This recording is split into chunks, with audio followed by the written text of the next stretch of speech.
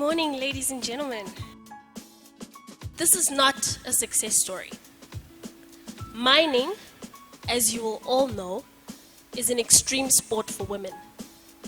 It's unfriendly territory, it's hostile, and it's not very conducive to being a working environment for us specifically.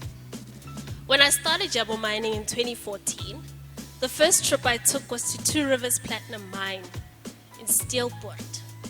And I was seated at a boardroom. I was the only black person there, white males all around the table. And I introduced myself and I said, I am Mrs. Olebogeng. They all burst out laughing. Ha, ha, ha.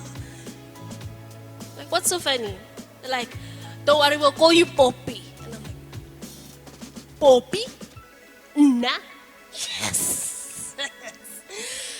In that moment, I understood exactly who I was supposed to be in mining.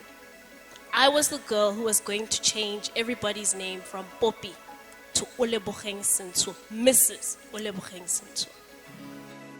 After that meeting, I called Two Rivers Platinum Mine and I said to them, I'm not interested in working with a company that doesn't see my value, even when I put together a value proposition that far outweighs the value propositions of everybody else you've had in the room over that day.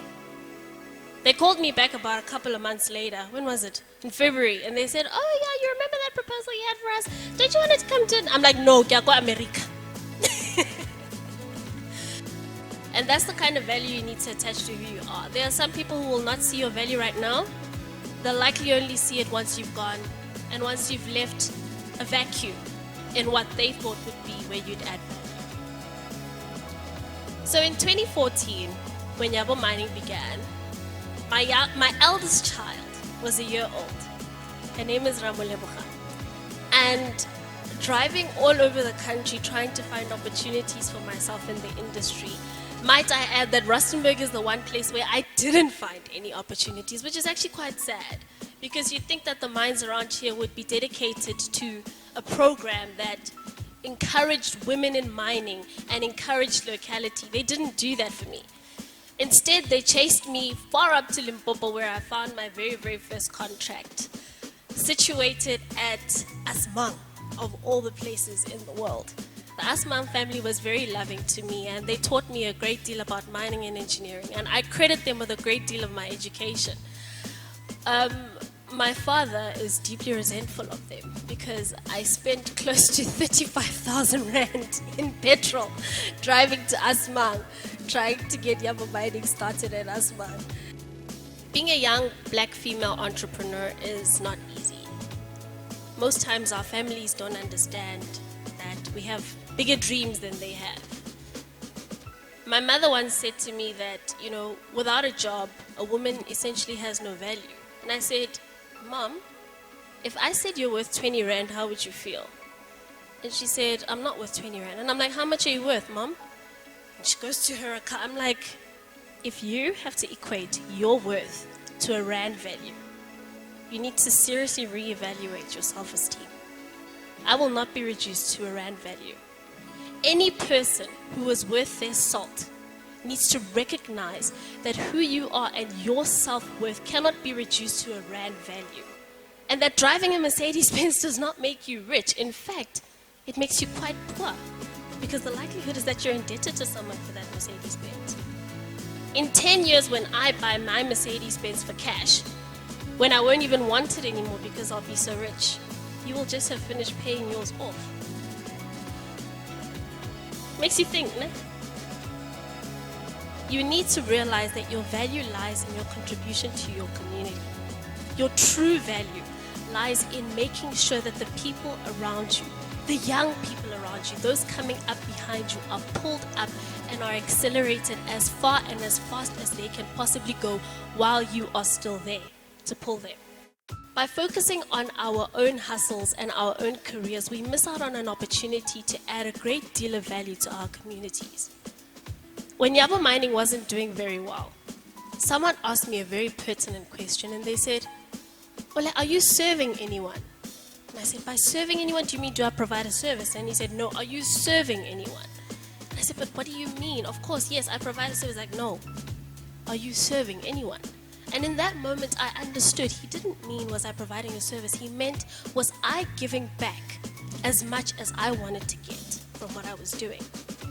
And the truth of the matter is often we don't even think about that.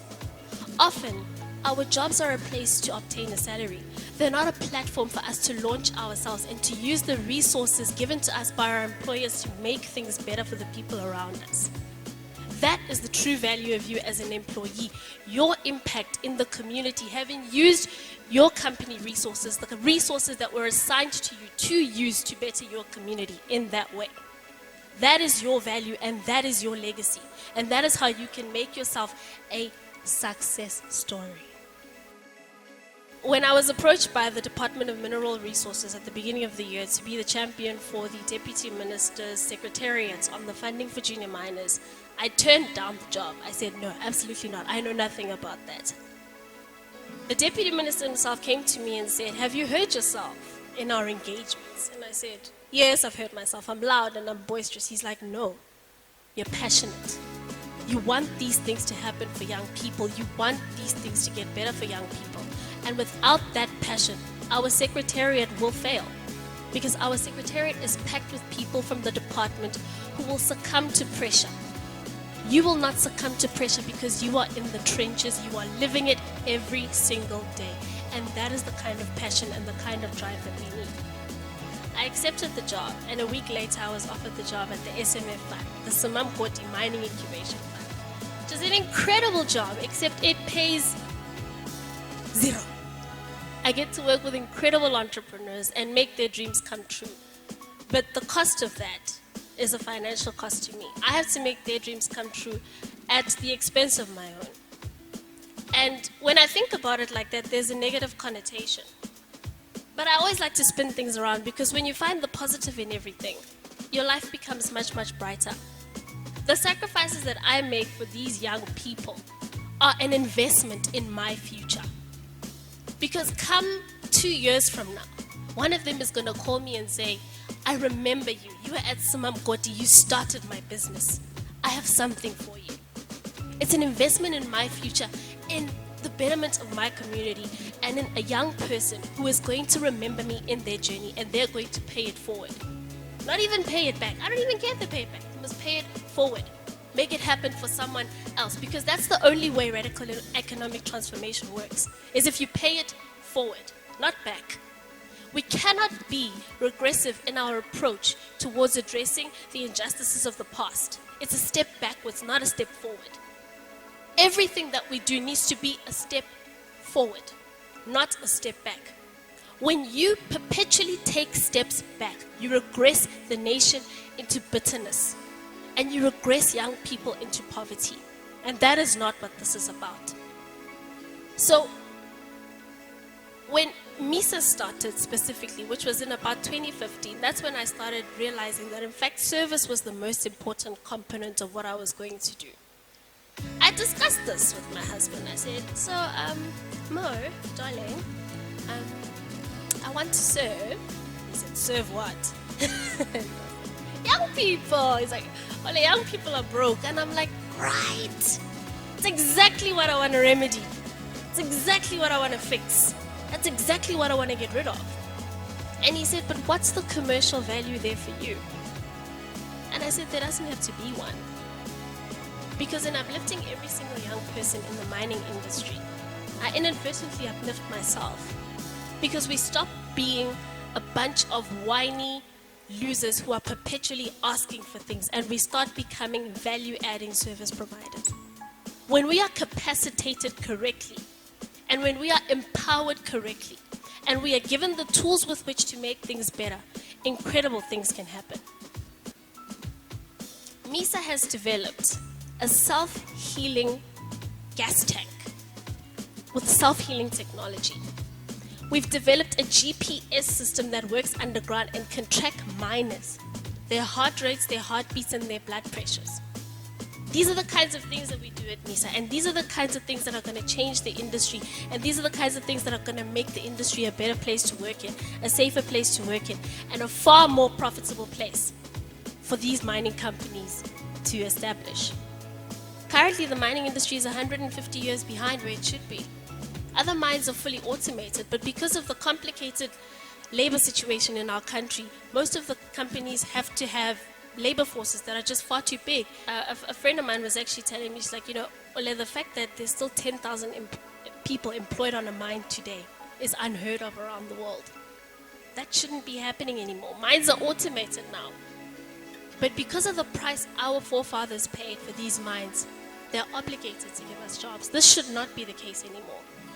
And my mission is to change that and to ensure that young people are transitioned from what is a mining economy into an economy of technology, an economy of progress, an IoT economy, Internet of Things, that's what they call it. It'll be here in the next 18 months. Don't say I didn't tell you. These get-rich-quick schemes of Bitcoin and all these other things, they're a distraction. They're a distraction from what we really need to be doing, which is focusing with lasers on our current economy in Rustenburg. Last year, I tried to organize a women's event for young girls in Rustenburg to teach them about the opportunities available to them and the opportunities available to them as business owners. 4 people showed up. 3 of them were my best friends. I was the 4th. Not because what we were presenting was stuff people didn't want to know, but there's a complacency that exists within us, a fear that exists within us that if I step out and do something fresh and new, I might fail. I must tell you that failure is the best thing that will ever happen to you because it will make you strong. It will not only make you strong, it will reinforce your bones with titanium and make you a juggernaut. I am a juggernaut. I am unbreakable, unscalable. I have a physiological inability to be broken because I have failed so much. There are very few things anyone can say to me that would break me down. In fact, my dreams get bigger every time someone tells me it cannot be done. The minute someone says to me, "Oh, Ole, you'll never do that," I'm like, "Really?" They're like, "Yes," and I'm like, "Challenge accepted." Because that is how you need to live your life. You need to live your life in the lane of challenge accepted. When they say you can't do it, immediately look at them and you say, challenge accepted. Because that is the only way you will learn who you really are, and that is the only way you will learn your own value as a human being and how you will learn to progress into your beautiful future. After about 3 years in the mining industry, I decided that I wanted something more for myself. So in the quiet hours in June, while I was in Phoenix, Arizona on my fellowship, I decided to draft an economic plan for Rustenburg. My approach to what I wanted had been wrong from the get-go. Trying to organize small events with a few women to tell them about opportunities, that sort of thing doesn't really create an impact. So my plan got bigger. Every single time I realized something doesn't make an impact, I made the plan bigger. And I narrowed the plan down to 3 things. The first thing we needed to do, close borders and consolidate gains. Rustenburg businesses all need to buy from Rustenburg companies. Every person who lives in Rustenburg needs to start spending their money here before it goes anywhere else. Our money needs to be Rustenburg money. This thing of running across the N4 to go buy clothes in Mainland is unacceptable. Our Rustenburg stores are suffering, and you're taking food out of our brothers and sisters' mouths. This economy runs on SMMEs.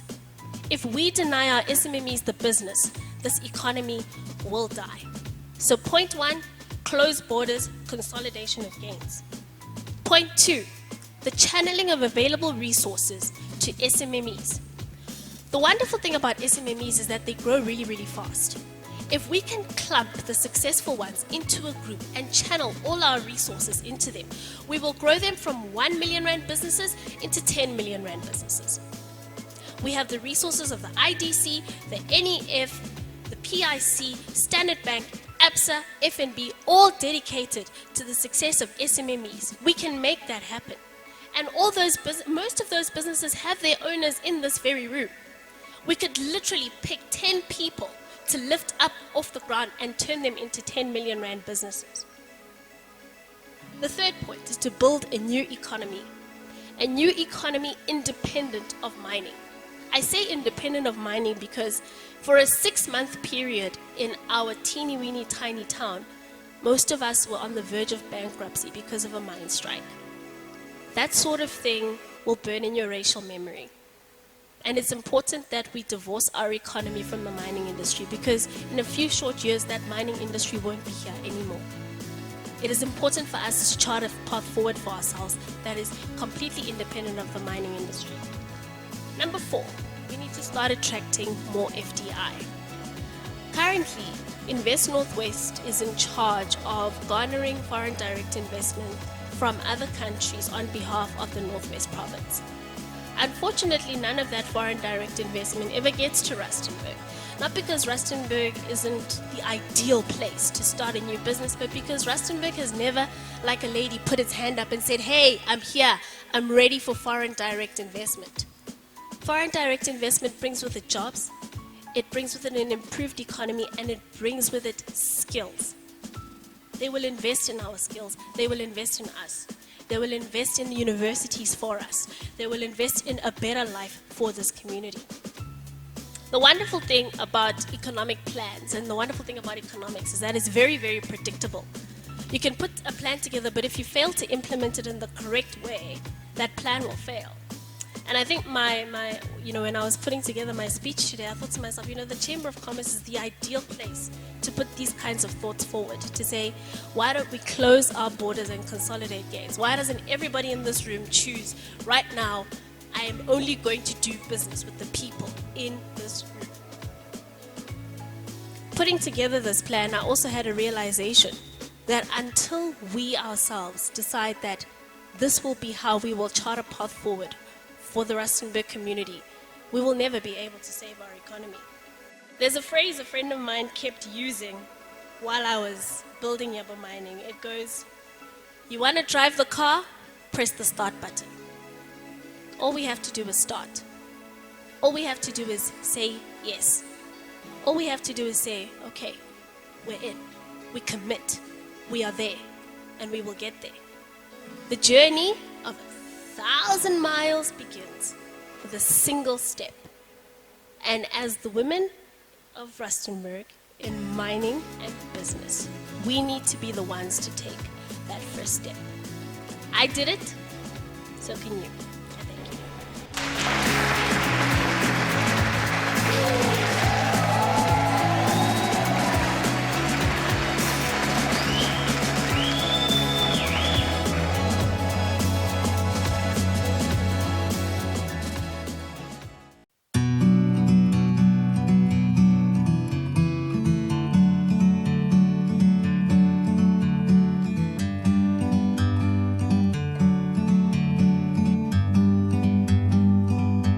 Like a bird on a tree,